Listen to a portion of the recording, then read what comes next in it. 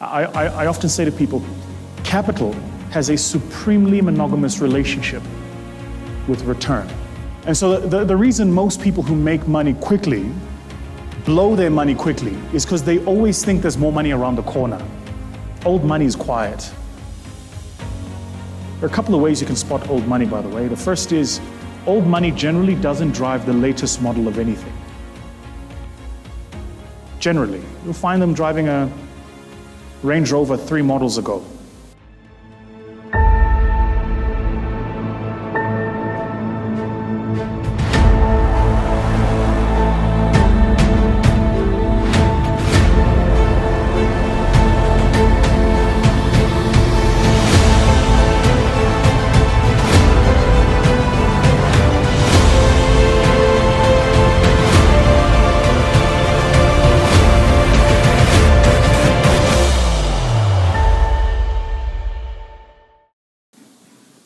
And then another note for you is artificial intelligence, machine learning, robotics, genetic sequencing, all of these things will happen. It's not an if, it's a when, right? And they will change the relationship capital has with labor. Because you must remember that capital, I often say to people, capital has a supremely monogamous relationship with return. Capital will never cheat on return. Capital doesn't care about your ideology. It doesn't care about your social pressures. Capital goes where the return is. If you don't believe me, look at any of the countries in the world that have tried to distort the capital return calculation, either through a process of seizing assets from international owners, at a less than fair market price, or forcing social engineering into structures of capital. All of these, the minute you distort the dollar's ability to generate another dollar, the owners of that dollar will go somewhere else. So what we have to figure out, frankly, is how do we ensure that that capital return relationship is maintained, but at the same time move our continent and our countries forward, and help the people who have the power to do this, do it with us. I did a podcast actually about, I think the one that's currently on our podcast is about 2 or 3 weeks ago, called Old Money. I spoke exactly about this, about the difference between wealth and rich. There are ways to, the difference is actually quite easy to see. The first is that money, as you call it, or rich, tends to be loud. It's very ostentatious. It's braggadocious. It's easy to see. When money is new, it finds the need to announce itself. So it's constantly making announcements about itself. Old money is quiet. There are a couple of ways you can spot old money, by the way. The first is, old money generally doesn't drive the latest model of anything. Generally. You'll find them driving a Range Rover 3 models ago. But they're the ones you're reading about on Forbes magazine and how much money they have, right? Because it's old money. It doesn't find the need to announce itself. It doesn't find the need to make a noise about what it is, and old money. Old money also understands the value of things and the value in things. So it'll generally put money into things that people don't assimilate value with. Artwork, rare timepieces. You'll see a lot of this in old money. Oh, I have a question. Yes, sir. Can I have another cup of coffee, please? My name is Alan, and I think I represent the 1 million young people who are in your inbox for some questions. And today I have the opportunity to ask this question. As young guys, you know, I think it's the easiest time to make money, and it's also the hardest time to keep the money, because you wake up, you see a young guy doing a TikTok, all of a sudden the video goes viral, brands, he gets brand endorsement and everything. Yeah? But these guys, they lack information on entrepreneurship, maybe on business management and everything. And maybe he has made like 1 million Kenya shillings, 5 years down the line, the guy's broke. I love moving around the cameras. He's like trying to catch me. Watch this. Oh, okay. No, carry on. 5 years down the line, the guy's broke. He has no business running. But if you rewind it back, he had money. He was in a big platform. Yeah. So how do you advise us young people who are making money very fast, but also going broke very fast? I've been there. That sucks. No, I really have. I've been there. It sucks. First thing, I think we need to rethink what money is. I mean, say somebody's made money. How much money are we talking about? Maybe, let's say $1 million. $1 million what? Kenyan shillings. Because I would like to use the Kenyan rate to maybe represent the figure here. And it's a lot of money to like us young people, especially those who don't have business. We're not making any maybe pay to employees. You know the problem with people who make a lot of money very quickly and they use it, all of it. Do you actually know what it is? It's not a mindset thing. People get it wrong. They think it's because they don't have the right mindset or they don't have the right mentorship. It's not this. My theory is that the problem is it's an aggregation problem. So I'm 37 years old. I don't look it, but I am. Where's my pens? So let's assume right now, what did you say your name is, sir? Say again? Right, that. So let's assume I'm 37 now. So let's peg me, I like to timeline things, right?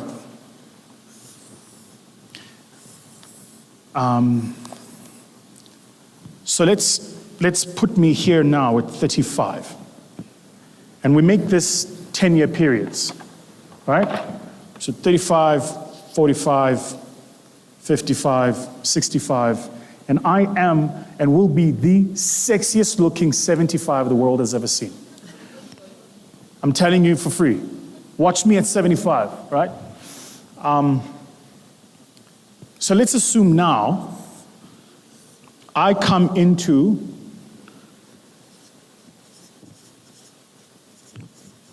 $10 million. Not a lot of money. 10 million US dollars. Okay? At 35. The first mistake is to assume that I'm going to keep making $10 million. And so the reason most people who make money quickly blow their money quickly is because they always think there's more money around the corner. So let me spend this one quickly because this is more. But the second reason is because you aggregated wrong. You think you've got $10 million and you're going to spend that $10 million perhaps over this next part of your life. But if you thought about it as money I need to spend over this part of my life, and I average this across these periods, then actually really here's what's happened. I win the lotto or I sell my business for $10 million. Assume I'm going to earn nothing else until I'm 75. Effectively what I've just done, sold my business for $2.5 million every decade. That's what I've done. But a decade is 10 years, which means every year I've sold my business for $250,000. Does that make sense? So actually, all that happened is I took $250,000 I would have earned for kids in future and I brought forward as an NPV. You know what this happens to, right? I'm a singer, I'm a hip hop artist, I'm a, huge lump sum of money, fantastic. You're not going to be fantastic forever. Your songs are not going to be hits forever. Like at some point, people move on. The only person that, that's been hip after death has been Tupac. And we're not even sure he's dead. So the idea that people have, you always make, and it's not just the talent, even entrepreneurs make, I tell you from experience, entrepreneurs make exactly the same mistake here. You have an amazing year, and you begin, I always say to people, never take the best year as your average year. Because you have an amazing year, and you think this new level is the new average. Man, and then COVID comes, and your business is shut down for 6 months. Right? So, my brother, it's an aggregation problem in my mind. It's not an education problem. It's an aggregation problem, because if I make $10 million today, but I understand that that means for the next 10 years, only $2.5 million every decade, that means only $250,000 every year, that means only $25,000 or $20,000 every month. Hello family. The VT Masterclass has now reached over 5 million unique entrepreneurs all across the world. If you'd like to book me for one, make sure that you hit the link below. Cheers. Now, I live like a person who makes $20,000 every month, not a person who just got paid a $10 million check. Does it make sense now? And a lifestyle of a person making $20,000 a month is very different to somebody who just made $10 million and think they're going to keep making it every year. It's an aggregation problem. So if we get this right, $250,000 a year is not a lot of money. It's really not. You're going to have children, family. And you know, let one of your siblings find out you got $10 million. And they're going to phone you and tell you about all the problems and the money that's needed. And by the way, this is assuming that this $10 million is after tax. Because the KRA needs their portion too, right? So this is presuming that this is after you've covered all of your costs and this is what flows to you. Big issue this. I think it's an aggregation problem. Once you think of your life in aggregations, you think of it very, very differently. The second problem, very quickly on this, is that I also think not enough of us think in terms of compound and accumulation. So if I have $10 million, the first question I'm asking myself is, what is the rate of inflation in the environment that I'm in? Because inflation is theft. Think of it that way. Inflation is the economy stealing money from you. It says your money was worth something, and tomorrow it's worth less than it was worth yesterday. Based on what? Right? So the first thing I've got to do, if I make my $10 million, is I've got to think about how do I make sure that the $10 million I make today, in 10 years' time, is the same in buying power. Whatever the $10 million can buy me today, I need the same amount of money in 10 years' time to buy me that stuff. And if in 10 years' time, to buy the assets I could buy today for $10 million, I now need $11 million, then it means I need to find a way over the next 10 years of taking my 10 million and adding $1 million worth of value into it. Compounding it. Does that make sense? So another question is, where do I put the money? Where do I invest it? What businesses do I get into? What activities do I get into where I can take my money and multiply it? Yeah? You look like you want to say something else? Yes. Oh, hold on, I think you also say something else? Yeah? The reason why I asked that question is because, you know, most of us young guys, we don't have those mentors who can maybe take to us. For example, here in Kenya, getting America sometimes is a challenge because maybe all the guys, they don't trust us as young guys. They feel like we are not maybe competent enough, or we shall make mistakes that will maybe blow their money. So that was my drive to that question. Yeah, but what do you need a mentor for? For example, if I make 10 million right now, for sure, I'm not sure if I will make the right investments. I'm not sure. I will blow the money up. I'm sorry. How old are you? I'm 28. Do you have a phone? Kenya. Do you have a phone? Yes. Do you have internet? Yes. Fuck out of here. What do you need? Guys, this is, I'm serious. What do you need? Africans love mentor Africans. Get a mentor online. Go on YouTube and type how to invest $10 million. You're going to find 50 people who will tell you, follow us. You're going to find 50 people who will tell you all about how to mentor Tim. Listen, you're still looking for the person walking down the street who owns a shop and has known them for 30 years to be your mentor. Because you think a mentor is somebody who's going to look at the face, who must sit down and offer you tea and tell you how to. That's not what a mentor is. That's not what a mentor is. A mentor is not your friend. A mentor doesn't need to know the inward parts of your problems. That's not what a mentor is. A mentor is the person that keeps you accountable to what you want to do. So go online and find somebody who's going to give you a system and replicate the system. This is the same, by the way, for those who go, I'm starting a business, they all mentor me. Sorry to you all. Fuck it! Who will mentor you? Do you genuinely think someone's going to start running their business to come and help you with your little startup that will probably fail? Who are you? This is the person who's dealing with test issues, people issues, family issues, health issues, and oh, by the way, I must stop my life because your startup is so amazing. As you guys say, that's not what happens on the ground.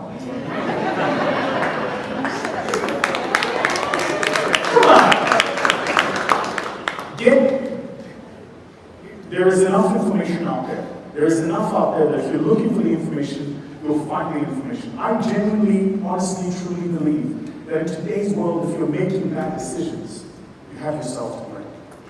You really, really do. Right?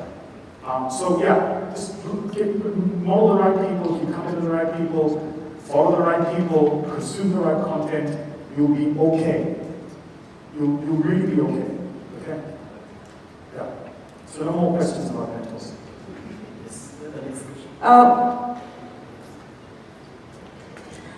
Thank you, Vusi, for bringing life into the African thinking. My name is Linky Kangebe. I'm into corporate events management, and it's an interesting conversation that has started because I sit at the government level where, as a committee member, where we're trying to change policies, and also my boss there, I think he's just stepped out, in terms of policies. So this is my question. I have done conferencing internationally and in Africa, and one of the things that I have realized is that every time we have a conference like this and an expo, you find Africans want to buy brands mostly from outside. If they hear there's going to be, Turkey, Italy, Germany, they want to, come over. But when it comes to a local African company, you find we have a challenge in that, especially when it comes, and this I'm talking in terms of a product, and even a service. Either it's a speaking engagement, we want to buy from outside. And when we have a conference like this, my question is, how do we make sure that as Africans, because we can't keep speaking, we need to move. I'm sure we need the government to get involved, and if we can also get involved more, it would help. What are we supposed to put in place so that we position ourselves to get things going as a business community, as we wait for the government to catch up on us? What are we supposed to do for that to happen? In terms of the brands, that we encourage local brands as Africa to Africa, and exactly how do we need to position ourselves? And this is important because like what you're talking about in terms of knowledge, all these are in the YouTube. What are those points that we need to put in place so that we don't attend conferences and expos and at the end of the day, nothing much really gets done? What do we do to get things moving for Africa and stop talking and get things moving? Get out of the macro. I mean, I hear you, but you're asking the same question you asked. Get out of the macro. You can't influence the macro. You cannot influence the macro. Let's say it again. You cannot influence the macro. Here's how I know you can't influence the macro. The banks in this country, 44 million people in Kenya, 43 banks. I've done my research. But even the banks in this country can't influence the macro single-handedly. They have to come together into an industry body to try and influence the macro.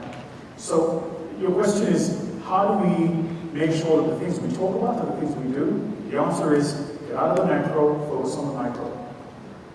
So the small things, the question that was asked before we started, the small things.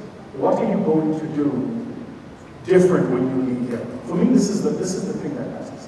The second comment you made around Africans and African brands, right?